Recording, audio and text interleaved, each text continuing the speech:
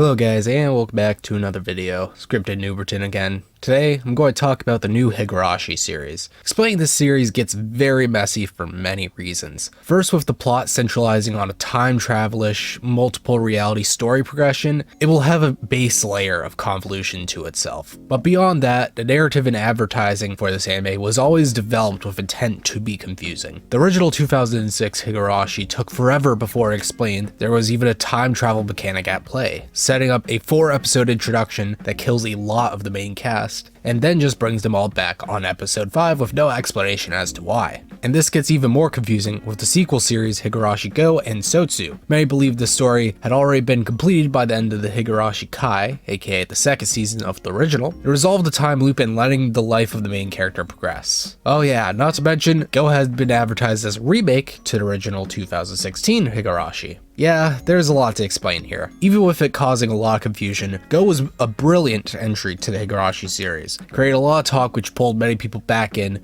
who weren't interested in it before, while also getting new people hooked, not aware that the needed context of the original. GOU was controversial and alienated Higurashi fans, but by the end of its sequel SOTSU, you would see many new Higurashi supporters jump ship. But why? Now that one's simple to answer. It has one of the most dog shit endings ever made. This isn't just one of my famous Nooberton hot takes. Rather, it's a Higurashi take that is colder than Absolute Zero. It's actually hard to find anyone that will defend the ending for the series, and many people who state that they will still love the new entry will like to write off those horrendous last 2 episodes and look at the overwhelming amount of episodes before it that were good and were great at building interest towards the narrative climax. If you ask for an easy answer on where the new Higurashi went wrong, I and many others can just point to the last 2 episodes of SOTSU and call it a day. But that's too simple, and rather I want to look at why many perceive this to be a terrible ending and what led it to be written this way. I would argue that this is an interesting case study into writing narratives and being an exemplar and giving us too much of a good thing and not putting all your eggs in one basket. I believe that the ending of SOTSU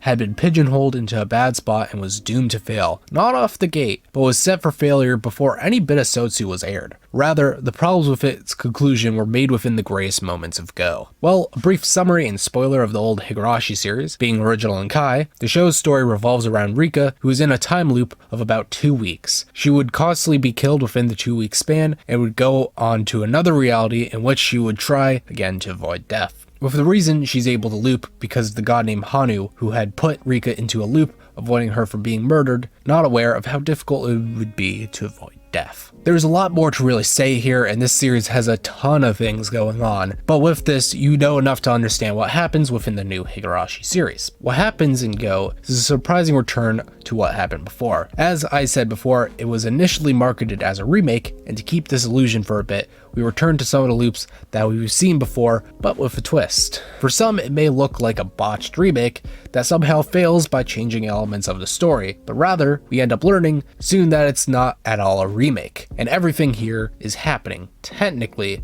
after the events of the original. And loops are not being caused by Hanu, but rather someone else, creating the mystery of who is causing the loops. It's more than halfway through that we get pieces and it's revealed who it was. And here's your huge spoiler warning for GOU, and while you're at it, if you were just watching out for SOTSU spoilers, well, spoil the shit out that one as well. The cause of the loops had been Sadako. We learned what drives Sadako towards her evil acts, and at the very end of GOU, we see Sadako abuse her looping power to take the Hinamizawa virus and take full control of who will be affected by the curse. With that, I want to go over a few points and arguments that are commonly pointed at with this series. One big one is that the entirety of SOTSU is bad. I see this point a lot, but I see plenty of others come to SOTSU's defense. The main argument being that we see the same thing that we saw in GOU repeated, and it's completely unnecessary. And I and many others would simply counter that it was still very enjoyable. I personally really liked seeing the events again, knowing the entire context of what's going on, and an entire half of GOU would have its events explained in a long-winded paragraph otherwise. Seeing Sadako's intervention and how she manipulated people helped give needed context for the events of GOU, and also helped sell how determined Sadako is to keep Rika in Hinamizawa. Plus,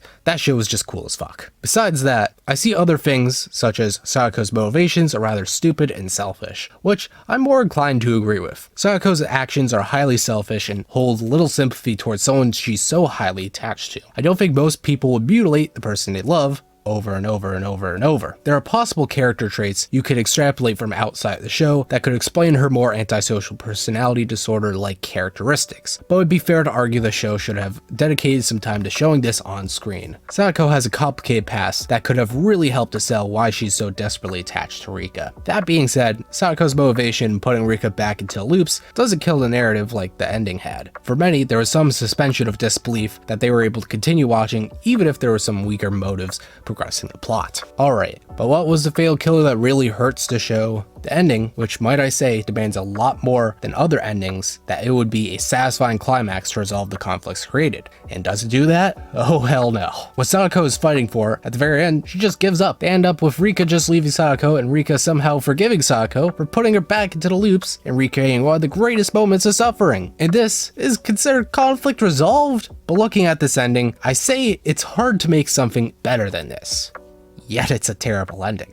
So hear me out on this. There isn't much room to change what happened. Some may first pose that instead of resolving it in a way to try to appease everyone with the conflict of the series, rather it to be a tragedy with someone doomed to a fate more tragic than what they had already been happy. The problem is that this wouldn't have been satisfying as a viewer sympathizes and wants best for both of the characters. It's hard to say that anyone would want Rika to have a bad ending, and the show's big conflict has been to resolve this. To have her fail wouldn't feel any bit like a resolution, which leaves only Sadako to get the short end of the stick, which maybe with a lot of changes to the story could possibly work and sell a somewhat gloomy narrative and not being too greedy. But I think with the second half go and getting plenty of episodes in Sadako's perspective makes the viewer develop empathy and understanding for her future actions. It would make the ending be too despairing. Having a tragic ending wouldn't have worked, and they would have to have an actual resolution to the conflict with both parties happy. But at some point, actually making both of these parties happy became impossible. Which brings me into the entire point of this video, the moment the narrative had been written into a trap. And this is not within a bad scene for the series, but actually in one of my favorite scenes over the entirety of Higurashi Old and New. They had written the highest point in the series, an area meant to build up the highest point. This happens within Go episode 16. Now this scene, as you may be aware, is arguably one of the most violent scenes in the series, so besides the fact I will likely not show much clips because of its high violence, it is something that makes amazing use of the excessive gore and sells the emotion held by Sadako. To bring you up to speed, this is before we are aware Sadako is causing the loops, and narratively, this is the timeline right before the one where Rika becomes suspicious there is someone actually controlling the time loops. I probably have to be cautious of describing the events in this part, but Rika wakes up in bed with severe pain and Sadako is there waiting for her to wake up. We soon learn that something is wrong with a reel from Sadako scratching her neck, that she's affected by the Hinamizawa virus, and Rika has had her abdomen cut open. There is a lot more mutilation of the internal arteries past this, but I don't want to get an age restriction for us. I won't discuss them further and just talk about the dialogue. It's a really genius scene as Sadako's emotions are disguised as punishment for her sins by Yoshiro-sama, and most of what she says is her raw feelings exposed. With hindsight of the rest of the show and knowing what happens there is a lot more to take from this scene, such as Sadako in this timeline decides to administer the shot to give herself the Hinamizawa syndrome. As well, since she's scratching her neck, it means she's likely has less control of her actions, and what she says are more genuine and raw from it. I think this is a cause for a slip with the dialogue where she says that not just Oshiro-sama is Sen, but Sadako as well. I wish I could talk about this scene for 10 years, because it really is brilliant. It has so much to dig into once you know the context. Honestly, I suggest you rewatch that episode at the very least. But one of the biggest parts of this is at the very end, before Rika would die from her injuries inflicted, she says that she was wrong for wanting to leave Hinamizawa, but in a very ironic way, this spells the ultimate failure for Sadako's plan in convincing Rika to stay in Hinamizawa. Because of this, she tells Sadako that she doesn't want to leave, since Sadako thinks that she's won, she doesn't manipulate anything in that new timeline, which then causes Rika to be suspicious that none of that was actually true, and that someone else is looping. Sadako's failure wasn't actually within being found to be the looper, rather the overconfidence that Rika would be convinced easily. Narrative-wise, Sadako had lost within the episode, and the climax is in this episode. At that point, it was impossible to even convince Rika to change her mind. Because the ending is past this point, it fails to push past this moment and offer anything more convincing. The ceiling of the ongoing argument between Rika and Sadako had already been hit earlier, leaving us with the terrible ending that we were left with.